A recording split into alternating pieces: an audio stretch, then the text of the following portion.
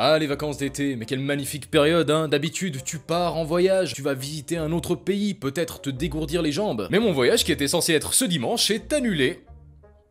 C'est merveilleux, surtout que j'avais réservé une année en avance, ouais. Donc qu'est-ce que je peux faire? Mes vacances sont annulées, j'ai un somme monumental, qui plus est, il fait 35 degrés, je suis en train littéralement de mourir en faisant cette vidéo.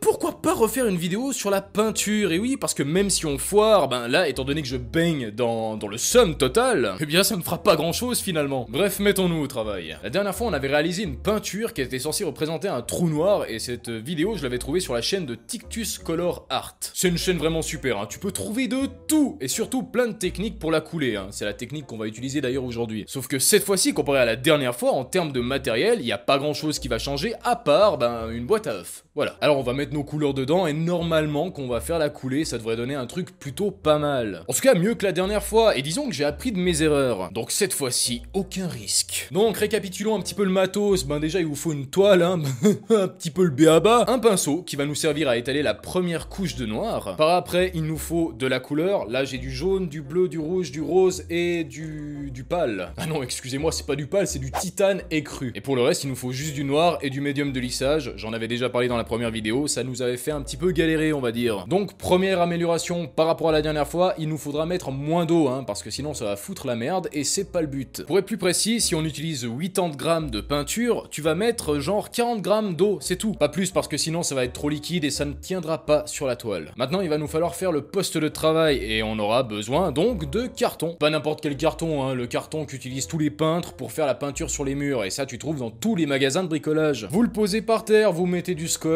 comme ça, tout le sol est protégé et on est bon, on est paré. Passons maintenant à la peinture. On commence tout gentiment en mettant la première couche de noir, tout simplement pour éviter de voir le blanc de la toile, comme je l'ai dit. Ça va prendre un petit moment, pas trop longtemps non plus, mais après il va falloir que vous laissiez votre toile sécher, ou du moins que vous fassiez sécher votre toile avec un fun par exemple. Quand tout ça c'est terminé, vous prenez vos couleurs que vous avez mélangées préalablement, et ça c'est très important. Lorsque vous faites votre mélange de couleurs avec le médium de lissage, l'eau et la couleur bien évidemment, il faut que ce soit hyper homogène. Moi par exemple, j'ai pris un petit fouet, tu sais, pour mélanger, et j'ai fait ça pendant 1 minute. Bref, vous prenez ces couleurs une par une et vous les alignez dans la première ligne de la boîte à œufs. Ensuite, sur la deuxième ligne, vous mettez uniquement de la couleur noire. Alors je sais, l'explication a l'air un petit peu compliquée comme ça à la parole, mais je pense qu'avec les images, ça ira mieux. Ensuite, vous prenez ce qui vous reste de couleur noire et vous la coulez sur la toile. Ça devrait être très satisfaisant à regarder. Et maintenant, le moment que tout le monde attendait avec impatience, on procède enfin à la vraie coulée. Alors pour ça, ben très simple, hein, vous prenez votre boîte à œufs et vous commencez à verser ces couleurs sur la toile. Ça devrait pas être trop compliqué à comprendre, je pense. Vous le faites comme vous voulez, hein. Si vous voulez faire des spirales, vous faites des spirales. Moi, je le fais comme le tuto. D'ailleurs, le tuto sera dans la description, donc ne vous faites pas de soucis. Pour la dernière action, simplement étaler la couleur sur la toile en tournant avec vos bras,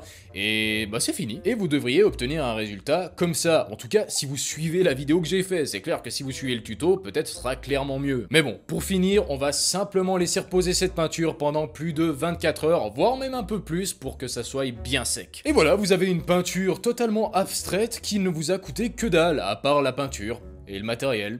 Et en fait, bah ça coûte un bras, ouais. Bon voilà, c'était une vidéo très détente, très rapide, c'était un petit tuto des familles. J'avais pas envie de faire trop loin, d'une part parce qu'il fait une cuite, mais aussi parce que j'ai envie d'aller dehors, il fait grand beau. J'ai quand même envie de brevider, hein, mon voyage est annulé, je vous rappelle. Dans tous les cas, j'espère que vous avez apprécié ce petit tuto improvisé. Et qui sait, peut-être que je vous ai donné cette fois-ci vraiment l'envie de commencer la peinture, enfin, j'espère. Mais nous, de toute façon, on se revoit la semaine prochaine dans une nouvelle vidéo, alors d'ici là, portez-vous bien, allez, ciao.